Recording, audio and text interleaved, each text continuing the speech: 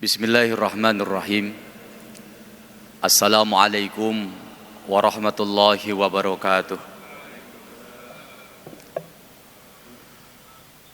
Alhamdulillahi rabbil alamin, wal aqibatu lil muttaqin, fala udwana illa 'alal zalimin.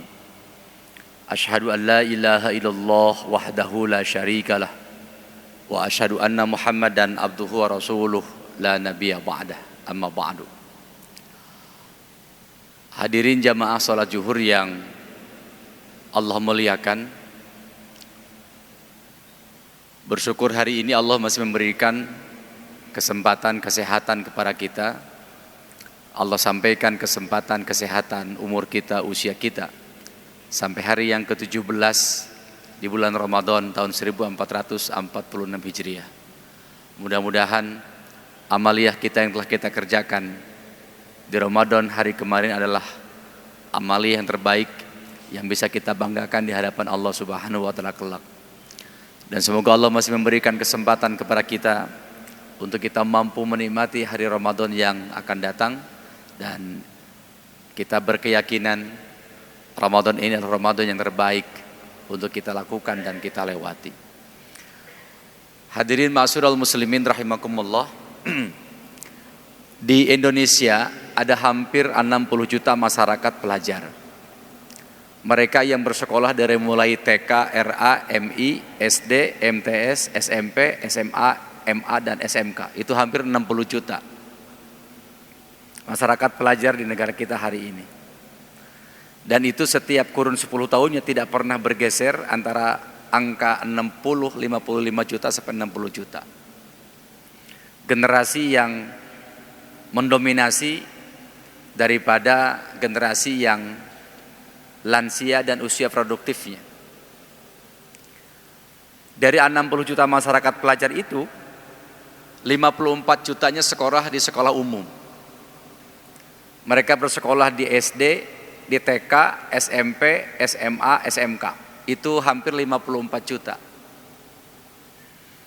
Yang sekolah di sekolah agama di RA, MI, MTS, MA, dan pondok pesantren itu hanya 6 juta kisarannya.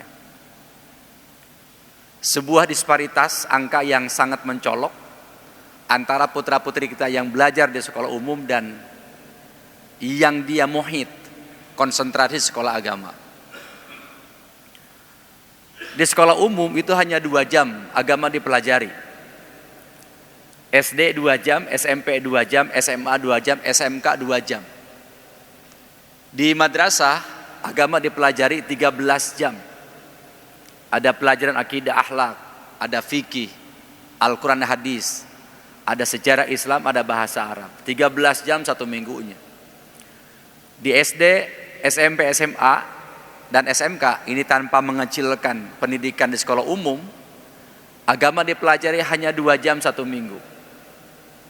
Bayangkan hal yang sangat fundamental, hal yang sangat asasi dalam kehidupan kita sehari-hari, agama dipelajari hanya 2 jam satu minggu. Itu pun kalau guru agamanya masuk ke kelas. Karena kadang-kadang kalau guru agama mah tokoh masyarakat, dibutuhkan oleh warga. Ada yang menikah, dia diajak kemana-mana. Dari mulai melamar sampai sambutan untuk pada hari haknya. Ada yang meninggal, dia paling depan, paling awal datangnya. Dari mulai mengumumkan di masjid sampai dia mengantar ke kuburan, guru agama. Sudah 2 jam satu minggu, plus kemudian terkadang dibutuhkan oleh warga masyarakat yang lain.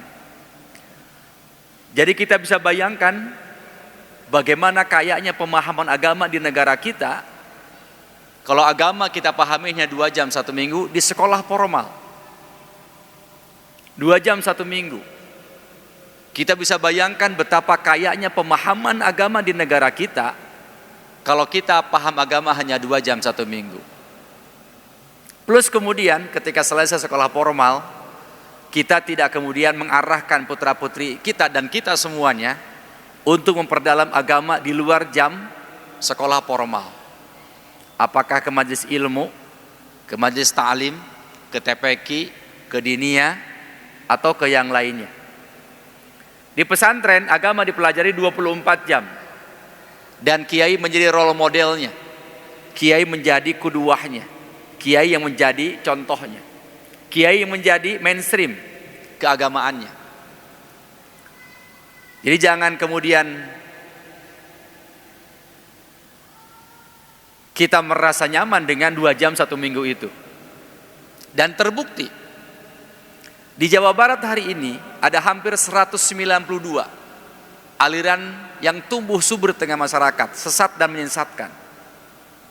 Di Jawa Barat yang penduduknya hampir 37 juta, Islamnya hampir 35 juta. Tumbuh subur aliran pemahaman yang di tengah masyarakat, dan itu menyalahi dari mainstream ajaran yang sebenarnya, dan itu banyak pengikutnya, dan bukan orang kaleng-kaleng pengikutnya itu. Secara pendidikan menengah ke atas, secara ekonomi menengah ke atas, karena gampang sekali untuk ditarik menjadi pengikut dari kelompok itu. Contoh kecil misalnya Pak, mohon maaf, ada orang Garut di sini?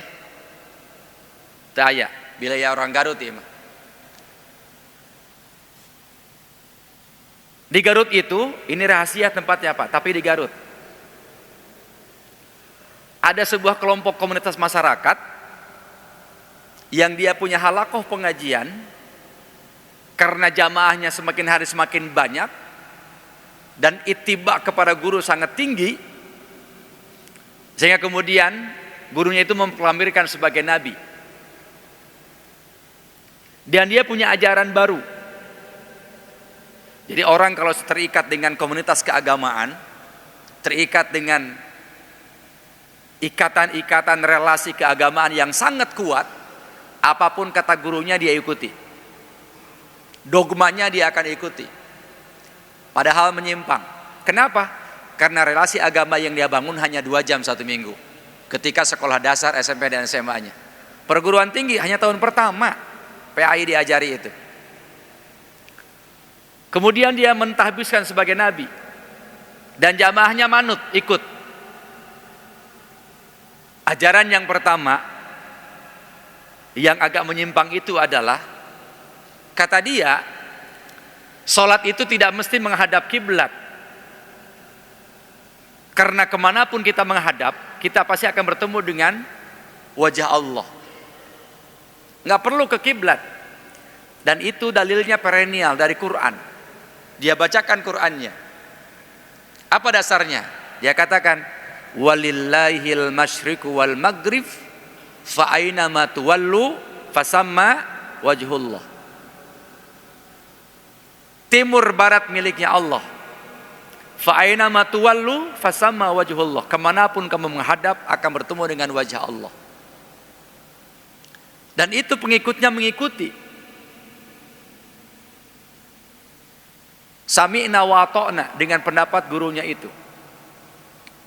Akhirnya ketika sholat mereka tidak lagi menghadap ke kiblat.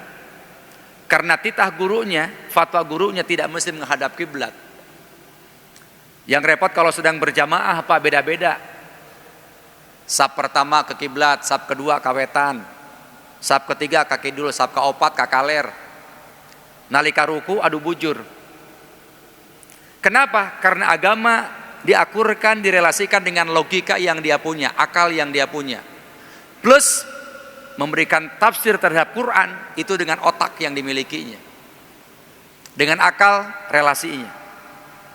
Tidak ta'abbudi, semua ditaakulikan, semua harus rasional. Dia kata dia sholat nggak usah ngadep kiblat, kamana wae hayangna. Jadi nggak usah ada lagi mengukur arah kiblat, dikalibrasi arah kiblatnya, nggak usah. Padahal sebenarnya Pak, itu ada sebuah desain penelitian. Kalau kita sholat kita tidak benar kiblatnya, itu katanya, itu minimal kita punya sakit kepala. Jadi kalau kita punya sakit kepala, itu akibatnya katanya dari sholat kita yang nggak benar kiblatnya diantaranya. Makanya di Inggris itu sekarang di Inggris sudah dimulai diukur rumah itu ketika bangun rumah diukur kemana kiblatnya. Kenapa? Berakibat pada perilaku lain. Apa misalnya?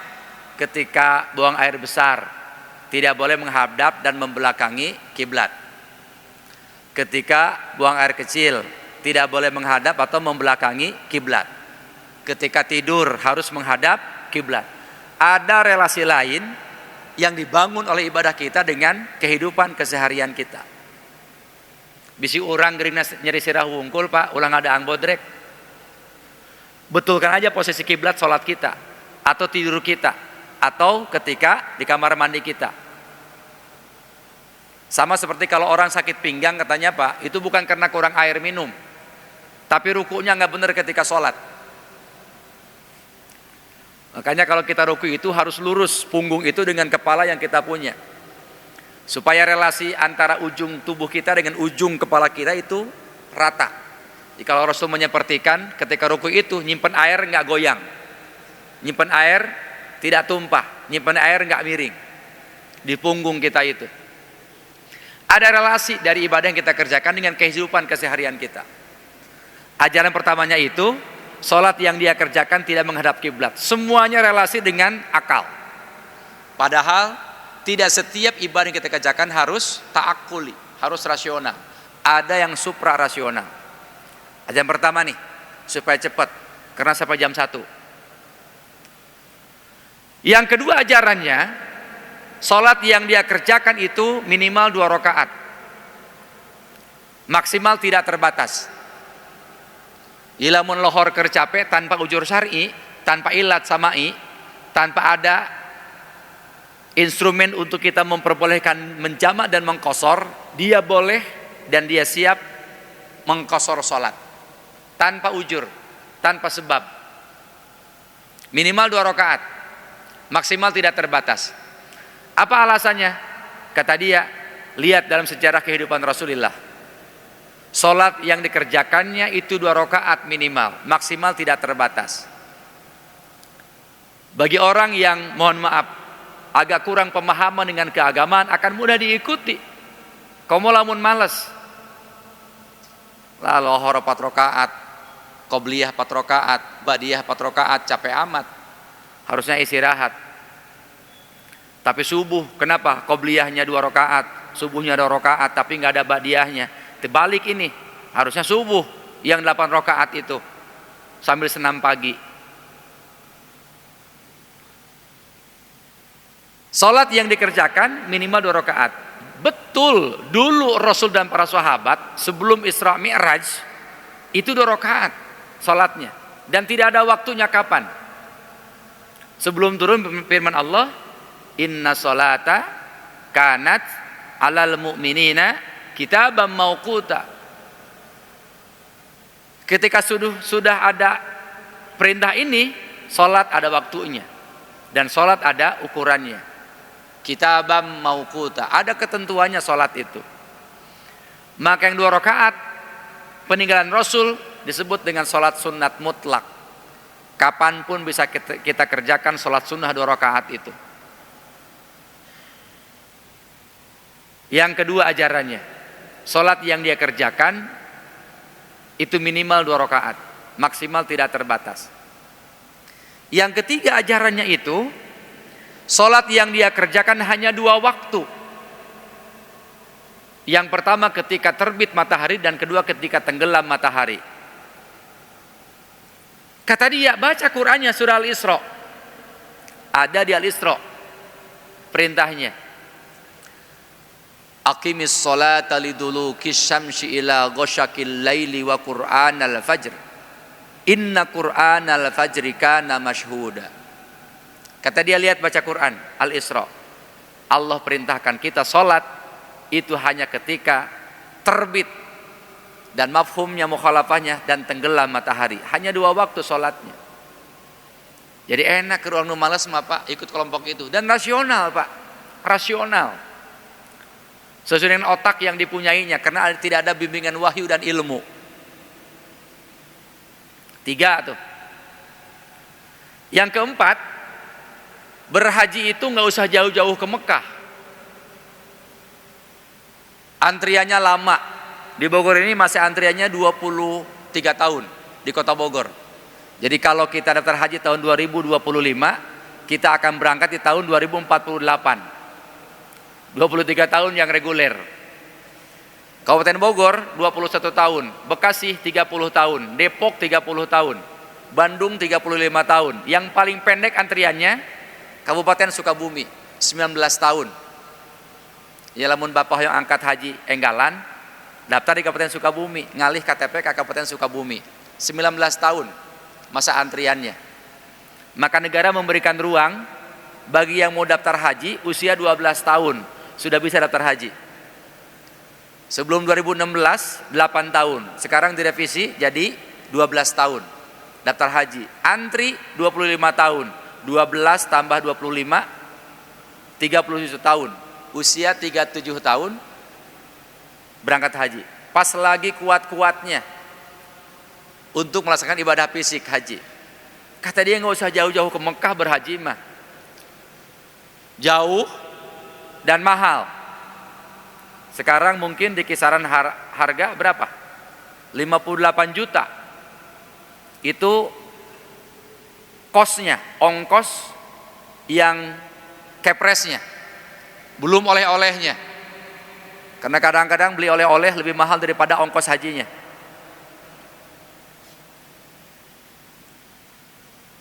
Berhaji mereka cukup ke Sukabumi. Ngeunah urang Bogor atuh Pak bisa ngawal poe ke Mekah na. Naik elap siluman. Trotoar juga bisa dihantam sama dia mah. Ke Sukabumi Pak, ke Mekahnya itu. Ajaran yang keenam, syahadatnya diganti Pak. Kalau kita kan asyhadu an la ilaha illallah wa asyhadu anna muhammadar rasulullah. Dia ganti asyhadu an la ilaha illallah wa asyhadu anna kudrat sakti laut kidul. Kenapa alasannya? Rasional. Setiap nabi punya ajaran. Setiap nabi punya pengikut. Aku punya pengikut, aku punya ajaran. Maka syahadatnya berganti. Tapi nempelnya tetap kepada Allah.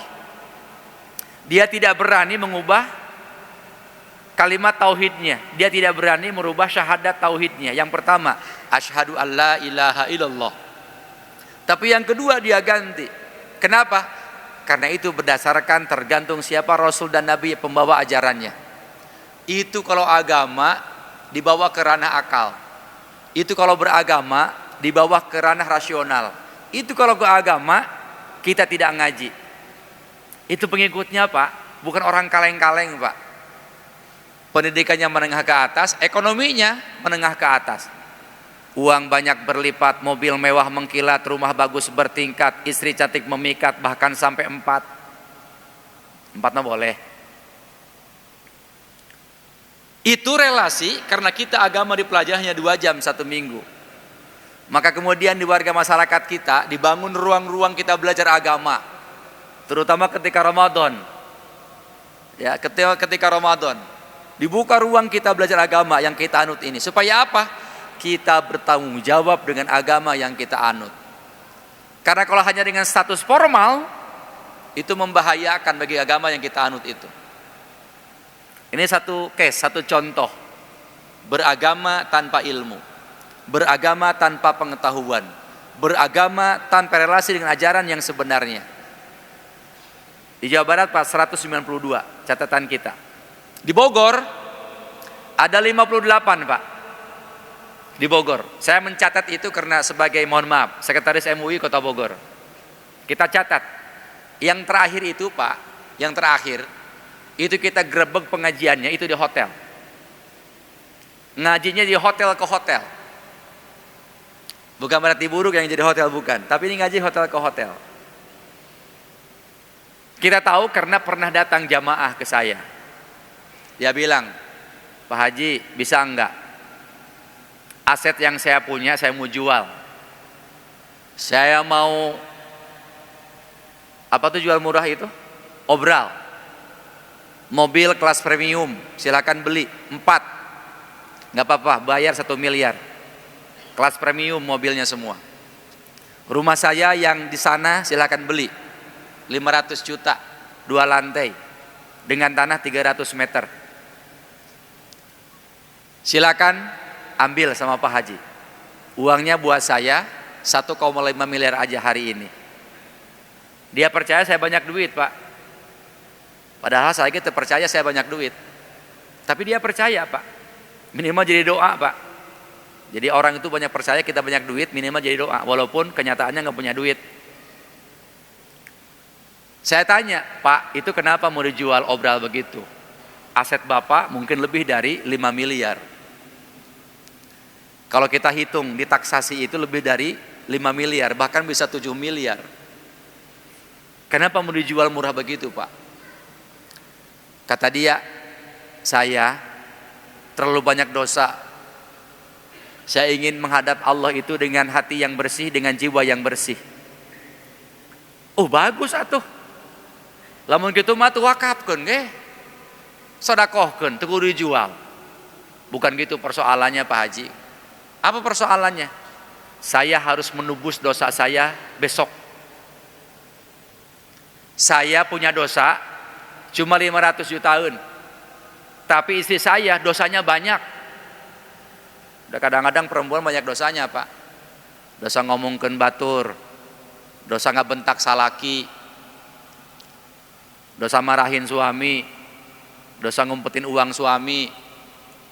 Kata dia, istri saya itu dosanya ditebus hampir 1 miliar. Saya bilang, ini dari mana hitungannya dosa ditebus? Ternyata dia ikut pengajian, kelompok pengajian tertentu. Oleh gurunya diminta untuk menebus dosa yang dia punya. Diteguh, diperkira-kirakan. Bapak mah dosana 500 jutaan, tapi kudu bayar minggu besok, lek lebaran. Mumpung aya diskon.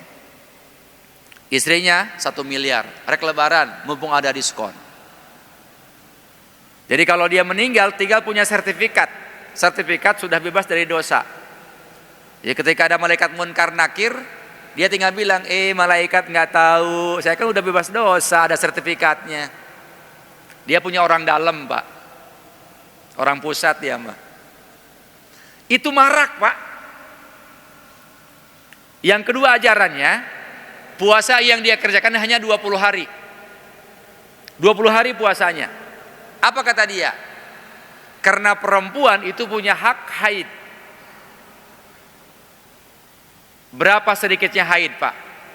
Berapa hari haidnya? Perempuan itu berapa hari sedikitnya haid? 1 tetesan atau 3 hari. Rata-rata 1 minggu. Paling lama 15 hari, itu kata Syafi'iyah. Nih kalau kita harus tahu, Pak, kapan bini kita haid harus tahu. Kapan bini kita berhenti haidnya harus tahu. Karena ada kewajiban baik kepada lakinya maupun pada Gusti Allah. Harus tahu. Jangan taunya cuma ketika mau kena dicuci baru kita tahu, oh lagi men. Kenapa? Mau kena dicuci. Harus tahu periodik istri kita kapan haidnya di kalender yang dia punya. Ada kalendernya, dia punya itu. Semakin hari, semakin usia bertambah, semakin berkurang masa haidnya. Atau tidak teratur masa haidnya sebelum menopause. Kata dia, puasa ini cuma 20 hari. Yang 7 hari, maka nisbat ke perempuan. Perempuan rata-rata haidnya 7 hari. Maka laki-laki disebut dengan mafhum mukhalafah. Laki-laki ikut kepada perempuan, boleh tidak puasa 7 hari. Maka tinggal 23 hari puasanya. Yang 3 hari nggak puasa lagi. Kenapa? Nisbat kepada Siti Maryam. Konon kabarnya Siti Maryam puasanya 3 hari. Diambil sama Siti Maryam tuh puasanya. Maka 10 hari tidak berpuasa. Sisanya silakan berpuasa. Jadi kalau agama dibawa kepada logika dan rasionalnya tidak dituntun dengan ilmu agama, maka akan menjadi confused kita beragama. Kita akan berpaham sangat confused. Kita akan berpaham tidak berdasarkan pada ilmu. Ini membahayakan. Dan itu pengikutnya banyak. Enggak sedikit, Pak. Mungkin Bapak pernah baca di media dan melihat di televisi kelompok Kiai Kangjeng itu yang bisa keluar uang dari pantatnya. Jadi dibuka gamisnya, dari pantat keluar duit banyak. Orang yang nyimpen banyak. Itu kan ada yang profesor, doktor, insinyur, bahkan pernah menjadi pimpinan ormas tertentu. Bukan orang kaleng-kaleng, tapi karena rapuh dalam pemahaman agama pada dasarnya, maka kemudian dia mampu untuk diikut sertakan dalam kelompok-kelompok tertentu itu.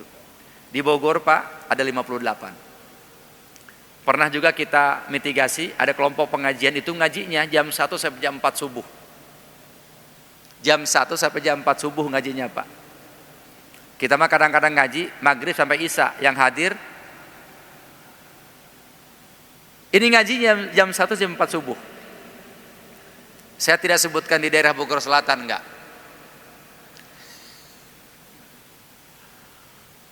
Kita gerebek Pak, kita datangin tuh pimpinannya.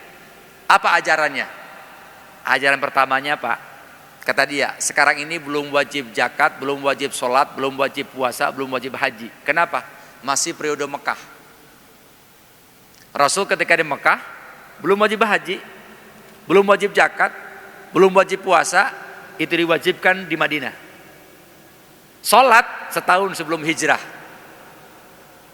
Rasul ketika Mekah tidak kewajiban apapun. Kata dia sekarang masih periode Mekah, maka tidak ada wajib sholat, puasa, zakat, haji nggak wajib. Enak tuh bagi orang yang malas. Yang kedua, ajarannya itu dosa bisa ditebus, kayak yang tadi. Jadi kalau motifnya ekonomi itu pasti itu begitu. Yang ketiga ajarannya, pengikutnya wajib hidup selibat, tidak boleh menikah.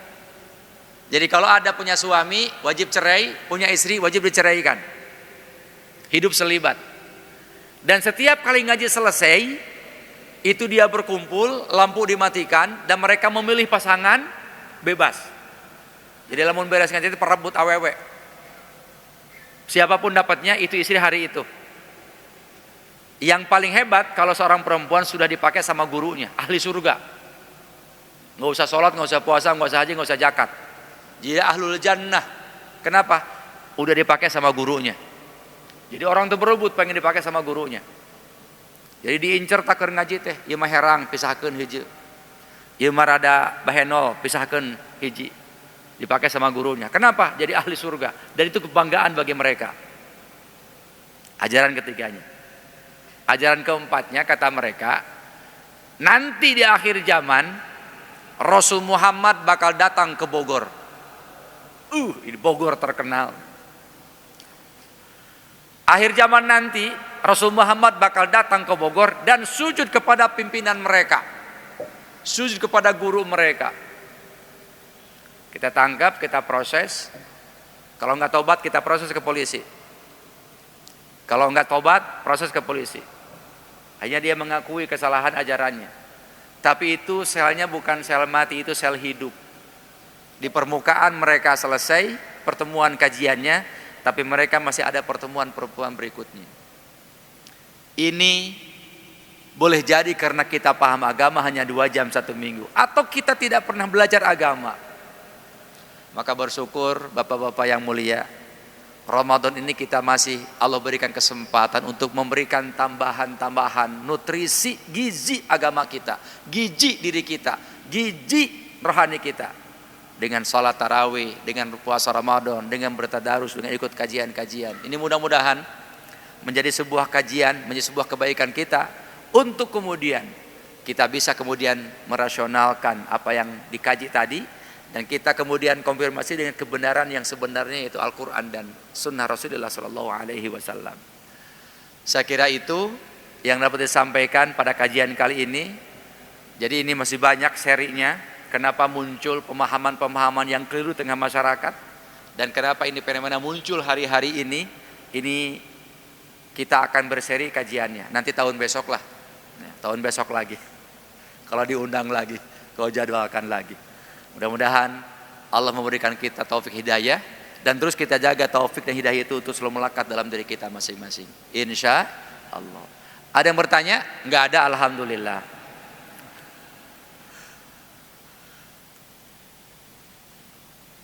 Baik, kalau tidak ada, kita baca subhanakallahumma wa bihamdika asyhadu an la ilaha illa anta astaghfiruka wa atubu ilaik. Wassalamualaikum warahmatullahi wabarakatuh.